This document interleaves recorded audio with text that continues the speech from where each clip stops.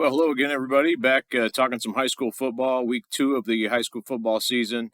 It was a wild week, a lot of crazy games, a lot of high scoring games. That Lawrence Central Westfield game, 59-58, Westfield in overtime. And there was a lot of scores like that as I kind of went through Friday night. I think we counted 18 games with at least 70 points by two teams. So I don't know if it had to do with the hot weather or what was going on, but a lot of really crazy games. I had the Brownsburg-Cathedral game Friday night, and Brownsburg got a 45-31 win over Cathedral. And really, in that game, kind of felt like it was a little bit of a coming out party for Jake Dunn in that one. Ended up throwing for, I believe, 275 yards and 3 touchdowns. Really got off to a great start. Caden Ollinger, he went over the top and hit him for an 80-yard pass on Brownsburg's first play from scrimmage, and I thought really kind of set the tone. You could kind of say he was a bit of a Jake Dunn coming into the season, a bit of an unknown. They had Jaden Whitaker last year starting at quarterback for him. Dunn didn't play a lot, played as a backup, and then got a start when Whitaker got hurt. But you knew Garrett Sherrill and what he could bring to the table. You knew they were probably going to have a pretty good offensive line. Rely on the running game, and then a lot of new guys on defense also this year for Brownsburg. But really Dunn, I thought, kind of a little bit of a coming out party for him. Like I said, he had 258 was what he had through the air, and then also showed he can run the ball some. And I think that that factor will play a role down the stretch of this season as well. He ended up going for 62 rushing yards. So Sherrill with the buck 85, and then Dunn with 62, and really complemented each other pretty well in the running game. And like I said, Corey Smith and Caden Ollinger had some big catches for Brownsburg. Cathedral on the other side of that game, very similar, and Bill Peebles mentioned that after the game, talking to him, very similar to last year. They didn't, the score, I think last year, was a touchdown, 42-35 in the second game of the season. They lost to Brownsburg. And again, it didn't feel like that close of a game. The Cathedral kind of came back last year, made it a little bit closer. And even this one, 45-31 was the final. But it didn't really feel like Cathedral was part of the game after the – no, I shouldn't go that far. But it felt like Brownsburg really dominated the second half. And Danny O'Neill ended up with 388 through the air. But a couple of interceptions, one that turned the game around a little bit in the third quarter. And Brownsburg went in and scored, and kind of felt like that was a big turning point in that game. But good win for Brownsburg. I think they'll probably move up from number 5 in the polls. Cathedral will probably obviously go down a little bit. They were number 2 in the polls in Class 6A. So, I'm sure we'll see some, a little bit of movement there. But really 6A, I think, is super interesting this year. Center Grove, they beat Oakland, Tennessee, and really bounced back nicely from a loss to St. Edward the week before over in Canton. And I covered that game, and a lot of that had to do with how good St. Edward is. But, definitely had some concerns about Center Grove. I think they probably answered some of those on Friday night, a 28-10 win over an Oakland team that's a 3-time state champion out of Tennessee. So a really good win for Center Grove. That defense, I think, has a chance to be pretty good this year. And then they threw the ball really well again. Tyler Cherry was, I think, 18 for 22 in that game. And Noah Coy, a couple of touchdown catches in that one as well. So, that's been obviously a really good combination for Center Grove over the last 2 years and will continue to be. But defensively, I think, is where they're where they're going to be continue to be strong. They're that traditionally kind of what they've done. And the one concern I would say would be running the ball, but the way the teams that they've played have been so good defensively, obviously, that's probably a big part of it. But really haven't dominated in the running game yet. So we'll see how that transpires. They play Louisville Trinity at home again this week. So they stay at home, another obviously really tough opponent in Louisville Trinity. But Center Grove does kind of, I think Eric Moore said they got their swagger back. And so 1-1 on the season now for Center Grove. Some of the other bigger games, like I mentioned at the top, Westfield came back and beat Lawrence Central in just a wild game. Brian Henson covered that game for us, 59-58.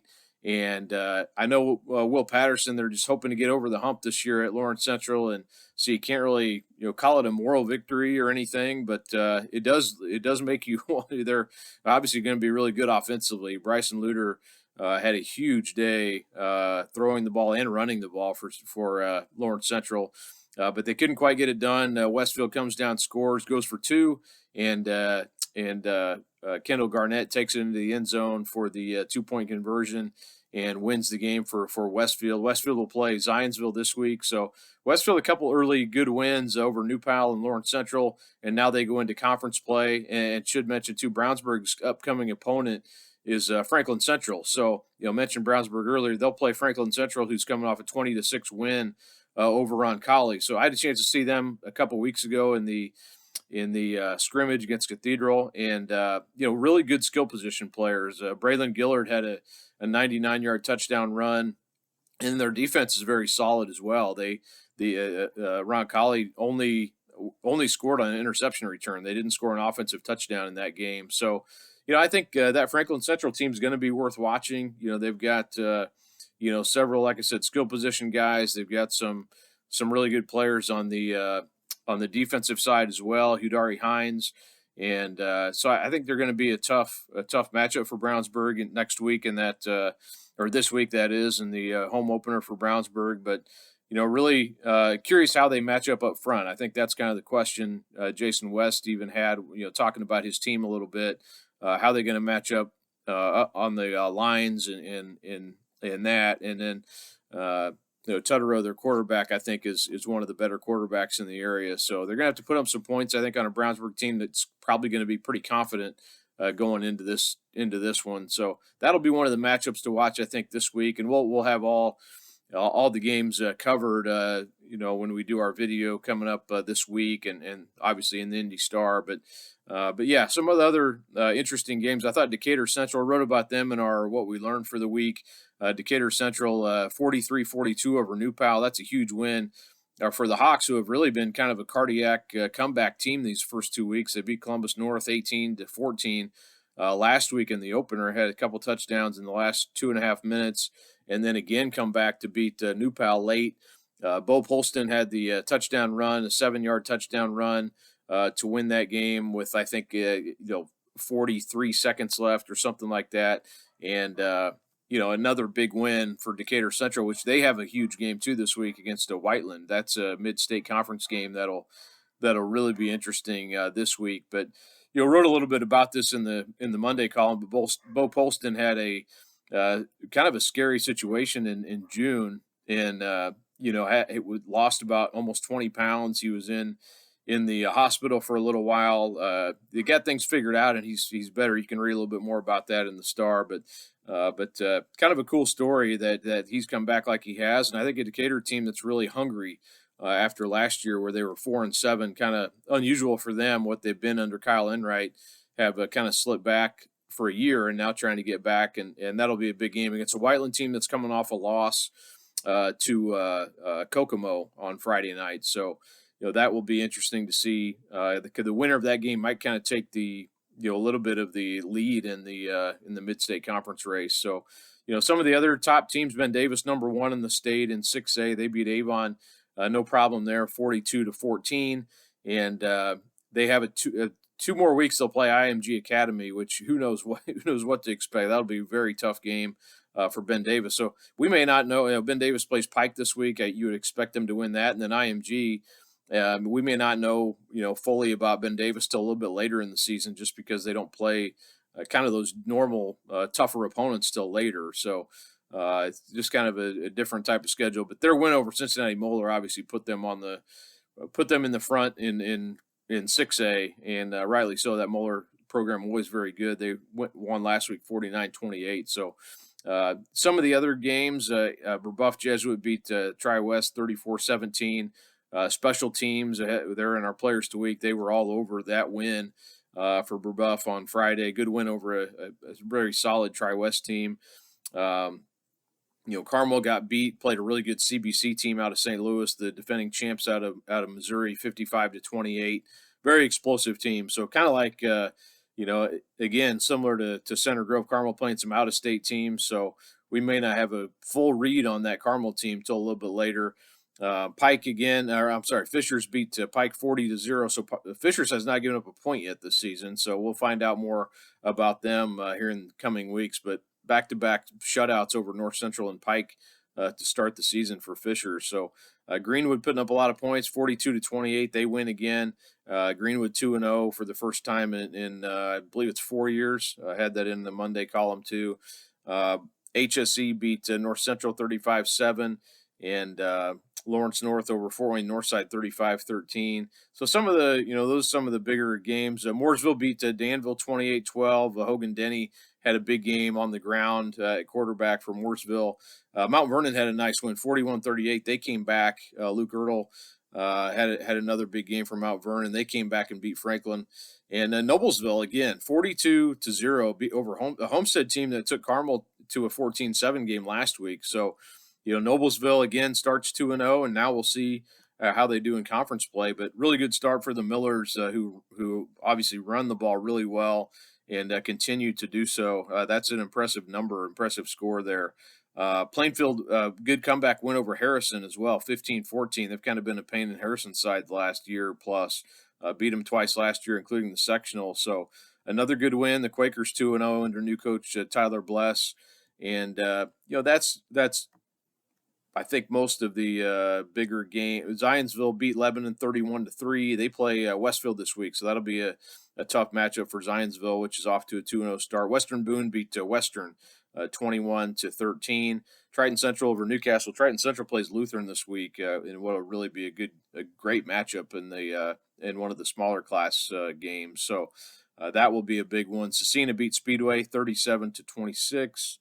And felt like there was Carroll beat Warren. Carroll, that was a good effort by Warren. Just couldn't quite get enough offense, but held Carroll down. 18-14 was that final. So Warren goes on the road and it almost beats Carroll. So that would have been a nice bounce back win for Warren after losing to Fort Wayne Snyder last week. So again, Garin Catholic over Lafayette Central Catholic. That was 27-3. And those are some of the bigger games.